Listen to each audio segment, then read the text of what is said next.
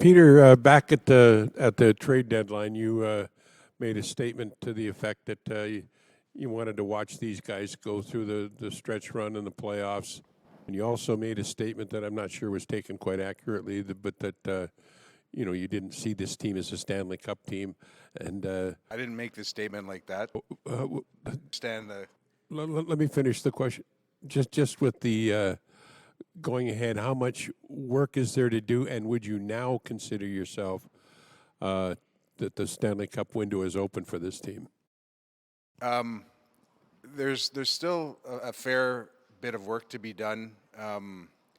We made a lot of strides this year.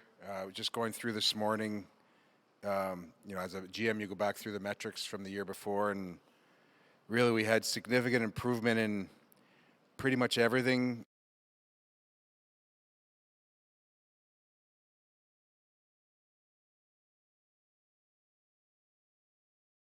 I like where we're at. I think maybe my statement was made on the contending thing was made in the context that we're still a young team, and young, not just necessarily age-wise for each player, but young in experience and young in the playoff context. And I wanted to give the guys, whether it was the young forwards, the young D, our backup goalie, I wanted to give them a chance to succeed. I felt we had made strides and we were going in the right direction, and so I wasn't really into the big game hunting, so to speak, for that. So we have to, from a roster perspective, we've got some significant signings that we have to do in a certain order, and then there's guys that we'd like to have back, and we have to find a way to fit them in. From the analysis that I did just on the numbers, you'd like to improve our face-offs. That will improve just with the guys getting stronger. That will improve with the guys working on it, because we were pretty specific about it in the exit meetings with those centermen, with those people that take draws. Just as an aside, in the exit meeting, I talk about guys getting stronger. I'm sitting there with Ryan Nugent-Hopkins, and he's getting big. He's getting strong. He's 6'1". He's almost 200 pounds. That will come. He knows that will have to come in his repertoire. That will come. I can see him becoming a man. So part of that falls on us. We have to be on top of these guys to make sure they practice it, and part of it falls on them. So that's an area where we have to improve. Just like from 30,000 feet roster-wise, we built this team. Our plan has been to take it out of the division. So you saw two relatively heavy teams we played against. We played with a certain heaviness. In that definition of heaviness, I put in face-offs, because that's about strength, that's about leaning, and so we have to, as I said, we have to improve in that. We have to, the same way when we acquired David Desharnais, we were deciding where our lines would unfold and how they'd unfold with Leon. We saw him without Connor. We saw him with Connor. I still don't have the answer. My instinct knows where he should be at some point, but I can't tell you that he'll be at that spot to start. So we still have to figure that out. And we've had pro meetings, and I'll continue to kind of mull through that as we move forward. So I know I'm rambling on, Jonesy, but I'm trying to give you some. Is that Stanley Cup window open now in your mind? Yeah, absolutely. Yeah, and I wasn't closed. It was just like I don't know if we were quite ready for it. And maybe in hindsight you look back, we weren't. But it was just taken out of context.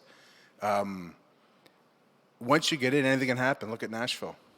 Look at Edmonton here 10 years, 11 years ago. Look at the number of teams that came in kind of through the back door. So yes, it's the players have shown through the year resiliency.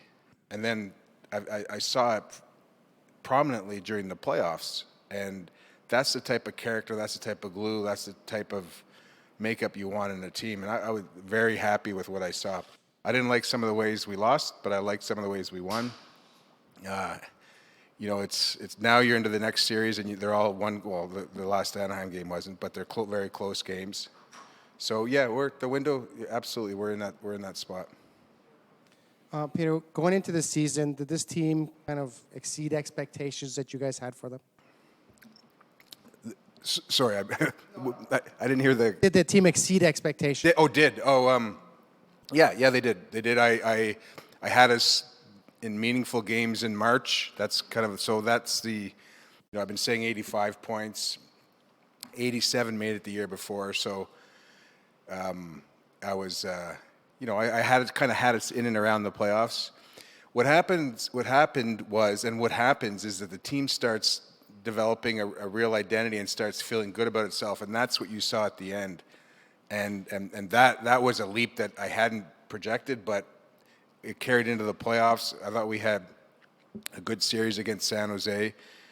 We had a good series against Anaheim. There was a couple of results I didn't like, but that uptick at the end. I mean, that was a bonus, and everyone went along for the ride. So now we've got players that have played in a playoff drive, young players and young, old, whatever, in a playoff drive.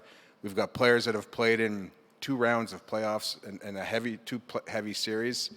So I was banking on the meaningful games and maybe the playoffs, and that to me was a 15 to 20 point improvement from the year before. We exceeded that. Peter, do you have any concerns about the expansion draft? A lot of teams have some concerns in terms of maybe they got to protect, don't have enough forwards, or don't have enough defensemen, or whatever. Do you have any concerns with the expansion draft? Everyone has issues, like in the sense that they're going to lose somebody.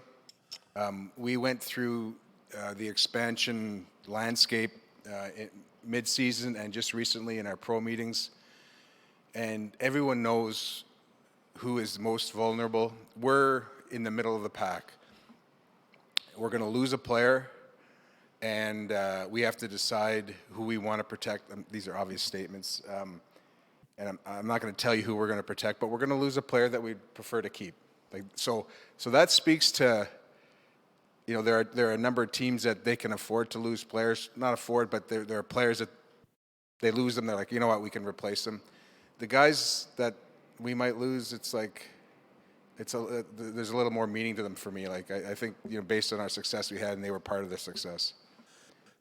Peter, down the stretch in March, Eberle, Lucic, and Nugent-Hopkins showed up and produced for you. In the postseason, Eberle and Nugent-Hopkins didn't have a goal each. How do you balance evaluating players that helped you get into the playoffs, played very well, and then in the playoffs were nothing? I know it was only the first time for both of them. There's a long history of other guys not showing up, but how do you put that into your equation going forward with those two specifically? And can you maybe say what in your exit meeting you wanted from Eberle as far as an improvement? You mentioned face-offs for Nuge. What are you looking for an improvement from? Well, how do I evaluate? It is their first time. But if we're going to talk about those two specifically, it is their first time in the playoffs, and it's a different animal. And we saw some people thrive. We saw others muddle along. We saw guys struggle. So I have to be careful. We have to be careful how we evaluate. I know there's been a lot during the course of the playoffs written about those two. I think unfairly, but I understand the position everyone's taking because they're not producing and we have other guys producing. Over the years, I've seen people get into the playoffs and like, holy cow, this is something completely different, and they figure it out, and going forward, they're meaningful contributors. I saw it on a number of occasions in Boston. So we have to be careful. With regard to Ebbs, he was our third leading scorer. He gets a lot of touches. I like his cycle game in his own way. Like he creates space in his own way because he's quick and he's smart. I know there's some board work issues that he's been better at. I know there's been some flashes of his game that I really like from a power perspective. and that's not something you usually associate with Ebbs. Like I saw something in his game that I haven't seen. He didn't do it consistently. So we talked about his approach as to mentally, as to scoring and what's his routine, and maybe there's some things we can look at. He's a very skilled player, and I know there were some things from his game that were under the spotlight in a negative fashion, but he's a guy who's in the playoffs for the first time, and I like the way he finished. He was our third leading scorer. So again, I guess the takeaway from that is we have to be careful about how we evaluate him.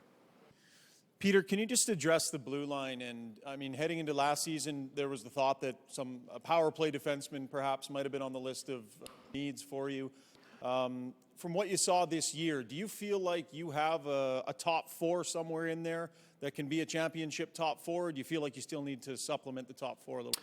I think for now, Ryan, I think I'm pretty happy with the D. With regard to the power play, we made a significant improvement in the power play without a pure power play D.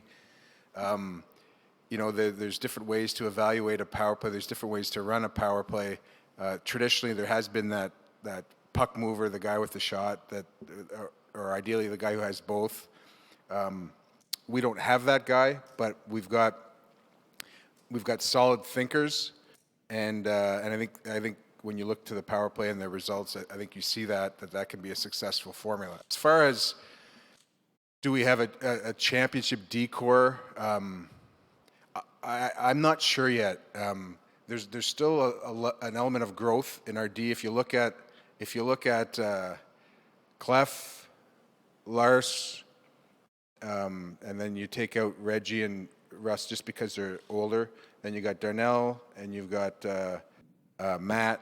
You got some young D, and you got young D who had some terrific experience in this playoff. You saw Darnell move up with Larson, and I think you saw a good pair. So you see some promise there. You saw Benning move up with Russell. You saw some good performances. So there's room for growth. We have to allow space for that. We made some major additions this past year. I'd like to let it evolve a little bit. However, I do see like two probably the best D-core in our conference playing right now in the league in Anaheim and Nashville. It's fun to watch both their D, and it'd be nice to have a D at that level. We're not there yet. Peter, you talked when you first took the job. You talked obviously about got to get better in goal, got to get much improved on defense, bigger up front. But you also talked about the importance of having a team that has the right culture and the right identity. How far do you think the group has come in that regards? And with any future moves, will that be part of the equation in terms of figuring out who you're going to bring in? That it's got to be a guy that's got to be able to coexist moving forward with this team. Yeah, I mean, the culture thing is overplayed a bit. I think just obviously it's you have to have the right way to do business, the right way of thinking, the right philosophy. Culture is another word for it. What I was saying earlier, that last uptick that we had when the guys started really saying, "Holy cow, we're like we can beat, on any given night we can beat everybody, and let's do this as we strive towards the playoffs." That really cemented a lot of the culture. The base was there, but that drive, and then the playoffs, and then the failures and the successes in playoffs, that really helped it. So anytime, in my experience, anytime you look to add somebody, there has to be an ability to coexist in some shape or form, and so that's always going to be in the equation. And that's what I can tell you on that. Last year, you made the Taylor Hall-Larson trade. Are you going forward with an idea of wanting to pull off something resembling that again? And where are you at in terms of prioritizing, for example, the signing of Draisaitl and McDavid and the salary cap? I can't tell you, Jonesy, if we're going to do a deal like that again. That was a tough one, and I maybe want to take a break for a summer on that one. I say that because I don't want to to delve too much into moving the team's roster around, just because we've had some success and you'd like to see it evolve a little bit. Again, order of events is, and we can't officially sign Connor till July 1, but I have to, it's going to be Connor, then Leon, and then we've got a cluster of other guys that I'd like to have back, but I got to get through those. Cap-wise, yeah, it's we're okay next year.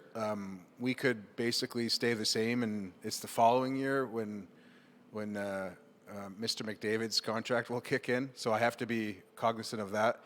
But we've got a lot of different rosters that we've looked at, in the sense that at numbers for specific guys, terms. But Cap's expected to stay flat or raise a little bit. So we're working off of 73, 74, 75 and see where it's at. We certainly will have the resources to put another contending team in place. Peter, you just mentioned you want to let this group evolve, but having reached the second round, Game 7, and exceeding expectations, does it expedite things for you moving forward? Does the window get kind of a bit smaller as opposed to maybe a 4 or 5? I can't believe we're talking about a window. Well, I'm just... Are you just talking about the cap perspective, because we're going to pay Connor and Leon a lot of money? Yeah. And just them achieving this much success so soon. Well, we won a round, but so I guess your key question is, are we expediting things? I don't think so. No, we're nothing has really changed in the way we're going to approach building this team, and you saw us not going out and getting a rental, like we did get David, but really getting a high end rental, because we wanted to allow our guys to grow. That's going to be hopefully we'll get some guys that'll come back into our roster next year that are younger and that can grow with it. Part of that is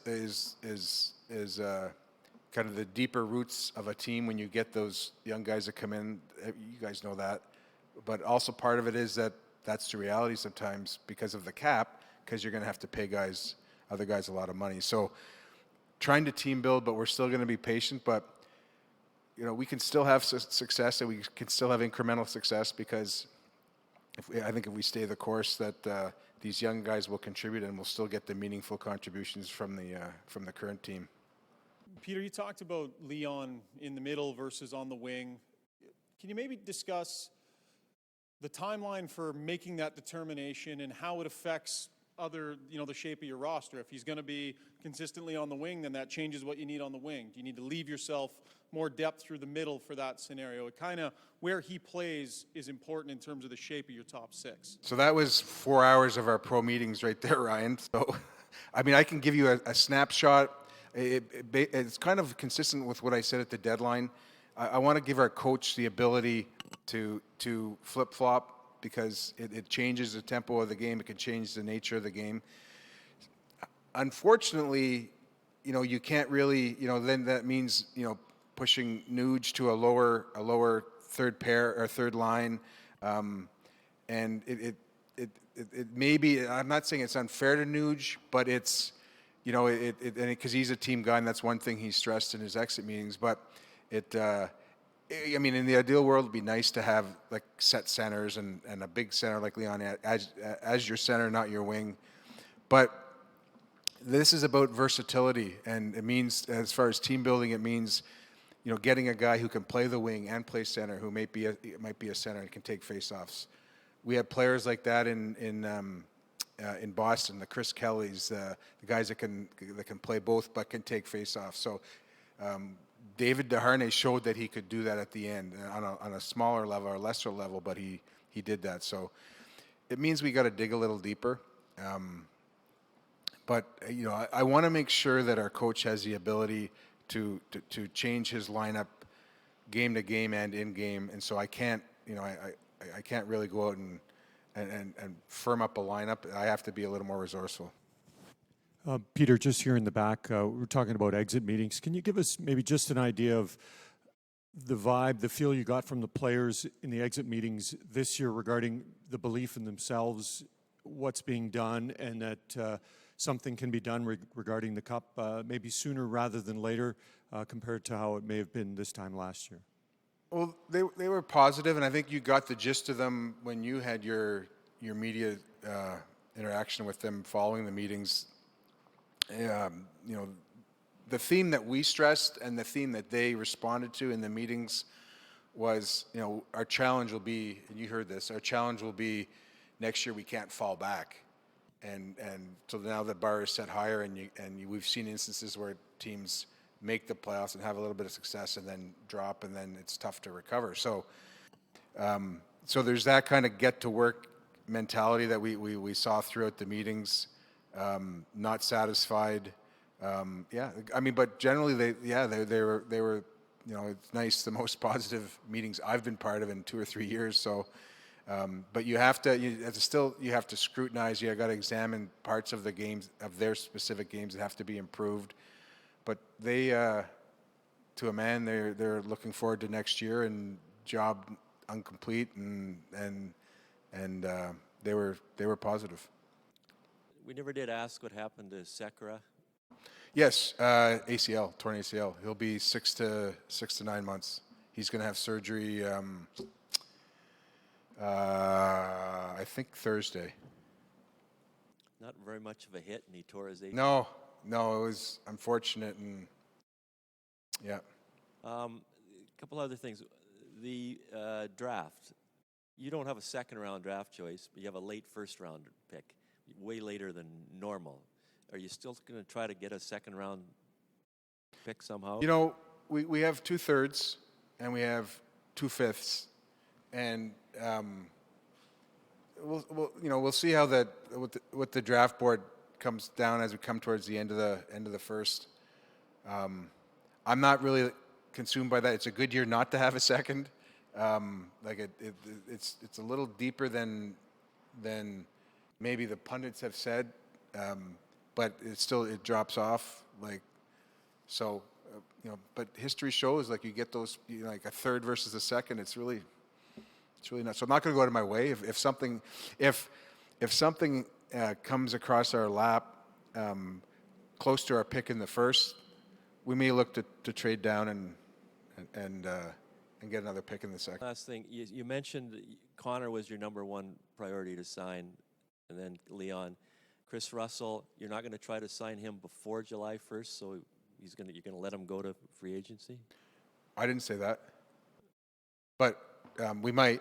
But I have to have certainty on those other two, and that's what I've told Chris. I want to have Chris back. I thought he was really good for our team. I thought the way he approaches the game, the way he battles, his poise, his skating, I thought it was a really good compliment to our group. Peter, can you just comment, start of the year to now, excuse me, on Puljujärvi's development? And obviously he's a healthy scratch at the Worlds right now, kind of what you're hearing about maybe what's happening over. Was he scratched today? Don't know yet. It was supposed to be game time decision, but was the other day, so we're not sure on today yet. But just Puljujärvi's year in general. Well, it was. I think if you would ask him, he'd say it was frustrating. I know. I met with him a couple times throughout the year, and he was very frustrated with his game. And it's a tough league, the American League. And when he was up here, I thought he started well, and he lost some confidence, so we ended up sending him down. I saw him play a few times down there, and I saw a lot of his video. He actually had a pretty good year. I think he had 29 points in 39 games. And he could have easily had, I think he had 12 goals. He could have easily had 20 goals. He missed a lot of goals. He was good for a breakaway period. So I liked his game down there. We debated whether to send him to Cologne at the end. The original plan was that we would have made the playoffs in Bakersfield, we wanted him to experience playoffs and then to bring him up to us. But this was a little bit of a duplicate. I'm happy with it. I've seen young 18-year-olds play in the American League. I've seen some outperform him. I've seen most not. He's just frustrated. He's a young kid from northern Finland, and when I talked to him, he's frustrated that he wasn't scoring. And I said, you just worry about your wall work. You worry about the stuff behind the red line. on the defensive side of the red line. And don't worry about the offense. I have no issues with the offense. So I think he has a little trouble not accepting. He's a very understanding kid. Just knowing that he has that period of apprenticeship that maybe he didn't think he was going to have. So, but he's a good kid. He was really happy to go over there. And Yuri Lettinen said, like, he's going to be one of the group. So he's played in some games. I didn't know he'd be a scratch today, but that's not surprising based on what Yuri said. So I'm happy with his development. I've seen players perform not as well in the American League that have become very good players. He's going to be an impact player. Every time he touches the puck in the American League, it pretty much turns into a scoring chance. Peter, with McDavid's contract, most people assume, obviously, and you agreed, it's going to be a big cap hit. Does that make you more leery at all of a potential Draisaitl offer sheet if you don't get it done before July 1st? Does that put an urgency on you to get that deal done just to ensure that there's no other team that says, you know what, we'll try to put the screws to them and get Leon, because you can get him, I think, even at $9 million and not have to give up 4 first-rounders to do that. Is the offer sheet more of a potential because of McDavid's new contract coming, do you think? I don't think so. I mean, we have a lot of cap space to match, so I don't know, other than to penalize us, and I don't know why a team would do that, but I mean, from a predatory perspective, it would just be purely inflationary because we have a ton of cap space to match. But who knows? I mean, those things usually wait to maybe you're referring to at any point if you can't get them signed and as you lead into the year. So that becomes more ripe then. But Leon's representative, they told us they want to stay and they want to be part of a team building process, and so I don't anticipate any problem there. Okay. Yeah, I mean, they're playing at 2, right? 2 Eastern.